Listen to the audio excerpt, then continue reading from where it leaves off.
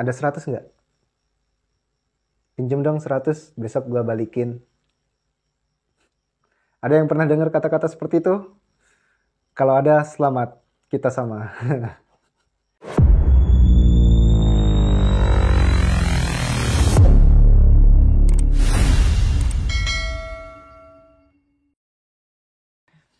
Halo Sobat Nangkis sekalian, kembali lagi di channel Dwi Tungsing. Dan semoga cerita kita kali ini dapat menemani tongkrongan kalian.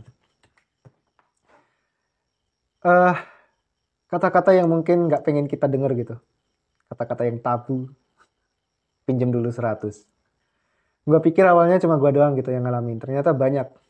Mungkin teman-teman juga pernah ngalamin gitu. Dan ini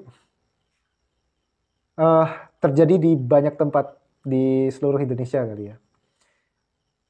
Dan ternyata boom, viral. Kata-kata sindiran itu viral di awal tahun 2023 kemarin. Bahkan ada yang bikin meme sampai bikin parodi gitu. Pinjam dulu 100.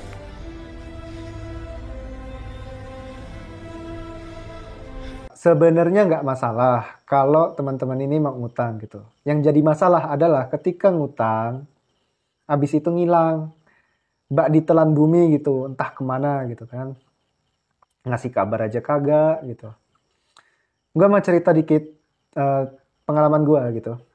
Dulu gue buka usaha di Jogja.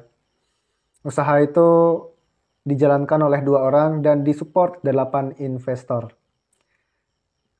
Pengelolanya nggak lain nggak bukan adalah diri gue sendiri dan temen kuliah gue dulu. Namun setelah 2 tahun berjalan, akhirnya usaha itu harus tutup karena kehabisan modal gitu. Alasannya karena pandemi COVID yang nggak selesai-selesai. Jadi kan di situ pendapatan turun drastis. Ini mungkin yang nggak diketahui sama investor gitu. Kalau uang sewa di tahun kedua itu dirogoh dari kantong kami berdua gitu, secara pribadi. Nah, kenapa kok kami mau gitu menggelontorkan dana pribadi untuk sewa tempat di tahun kedua itu? Ya, itu adalah bentuk tanggung jawab moral kami atas ide dan gagasan yang kami berikan kepada para investor. Jadi kami nggak mungkin minta lagi ke investor karena ya malu lah, masa nggak ada komitmen kan. Dan untuk menuju tahun ketiga, ini adalah uh, hal yang paling berat gitu. Pandemi COVID ini nggak selesai-selesai dan memaksa kami untuk rapat umum pemegang saham. Di mana itu harus diputuskan usaha ini bagaimana ke depannya. Apakah lanjut atau tutup permanen. Dan diputuskan Pak, tutup permanen. Karena nggak ada suntikan dana sama sekali. Terus apa kaitannya dengan cerita kita tadi? Sebenarnya gini, usaha itu bisa aja berjalan gitu. Dengan merogoh kocek atau menggunakan dana pribadi kami lagi sebagai pengelola. Tapi nggak mungkin. Nggak mungkinnya adalah uang gue habis, nggak ada sisa sama sekali. Bahkan itu bukan karena keinginan gue sih. Alasannya klasik, dipinjem dan nggak kembali gitu. Sebenarnya kalau masih ada nih ya, tabungan gue masih ada dan nggak dipinjem, mungkin bisa jadi tambahan untuk sewa kios tahun berikutnya. Tapi naas, nasi udah jadi bubur, duit yang dipinjam nggak pernah kembali sampai detik ini, sampai video ini dibuat. Dan ini sebenarnya nggak sekali 2 kali gue alamin. Dan baru-baru ini gue juga ngalamin gitu. Walau nilainya kecil menurut orang lain. Tapi kalau menurut gue kalau digabungin, ya lumayan juga sih. Kadang nih ya, alasan pertemanan yang membuat kita tuh nggak enak. Buat nggak minjemin duit kita ke orang lain gitu, ke teman kita gitu. Tapi kadang ya sakit hati juga karena sering dikhianati. Apalagi gini, pertemanan kita yang udah lama terjalin itu harus terputus gara-gara uang yang nggak seberapa itu. Tapi itulah mengapa banyak orang yang bilang, nggak apa-apa sih, berarti pertemananmu hanya sebatas uang 100.000. Kita bisa menilai orang dengan itu gitu. Sebenarnya gue nggak masalah kalau teman-teman nih ngutang ke gue atau saudara ngutang ke gue gitu, nggak masalah. Asalkan alasannya jelas, waktu pengembaliannya jelas, terus nggak ada janji-janji manis besok mau bayar gitu, ujung-ujungnya nggak bayar-bayar. Mending nggak usah janji sekalian gitu. Yang yang bikin pusing itu tuh udah janji nggak dibayar-bayar. Itu malah bikin pusing. Daripada gue harus sakit hati karena yang minjem ini nggak ngembaliin, mending gue nolak dari awal gitu. Sakit hatinya itu nggak double. Jadi kepada siapapun yang mau ngutang, gue persilahkan. Tapi mohon maaf kalau pas gue nggak mau ngasih gitu.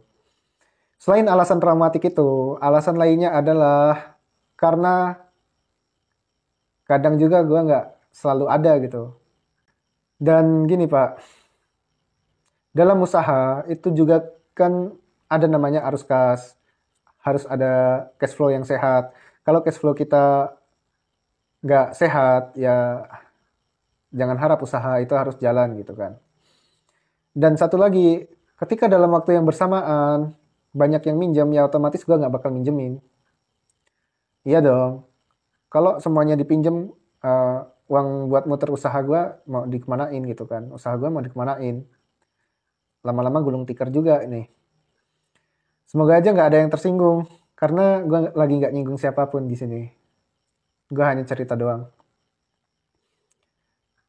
Sebenarnya nih ya, dari viralnya video atau parodi atau meme tentang pinjam dulu 100 ini, itu membuktikan bahwa masyarakat Indonesia memang suka ngutang. Bukan cuma pinjem ke teman, bukan cuma minjem ke saudara, atau bahkan minjem ke bank. Orang-orang ini kadang minjemnya ke pinjaman online. Mending kalau pinjaman online itu legal. Kebanyakan adalah ilegal. Mereka minjem dengan alasan mudah. Syaratnya cuma KTP dan yang penting adalah tanpa jaminan. Berdasarkan data Otoritas Jasa Keuangan, pada April 2023 ada sekitar 17 juta entitas penerima pinjaman online di seluruh Indonesia. Dengan nilai pokok pinjaman atau utang yang masih berjalan sebesar 50,5 triliun rupiah. Dan pada April 2023, Jawa Barat menjadi provinsi terbesar dalam hal utang pinjol, yakni mencapai 13,57 triliun rupiah. Adapun pada April 2023, pengguna layanan pinjol di Indonesia secara kumulatif memiliki tingkat keberhasilan bayar sebesar 97,18%, yang artinya sekitar 97 dari 100 pengguna pinjol berhasil membayar utangnya dalam jangka waktu sampai 90 hari sejak tanggal jatuh tempo. Di sisi lain, proporsi tingkat wan prestasi hanya 2,82%, yang artinya sekitar 3 dari 100 orang atau pengguna pinjol gagal bayar utang dalam jangka waktu sampai 90 hari sejak tanggal jatuh tempo. Nah, meski secara persentase kecil nih ya, jumlah entitas pengguna pinjol yang wan prestasi atau gagal bayar utang itu cukup banyak. Menurut data OJK, pada April 2023, kasus pinjaman tidak lancar dalam jangka waktu 30-90 hari terjadi pada sekitar 2,18 juta entitas pengguna pinjol perseorangan, dengan nilai total utang sekitar 3,7 triliun rupiah.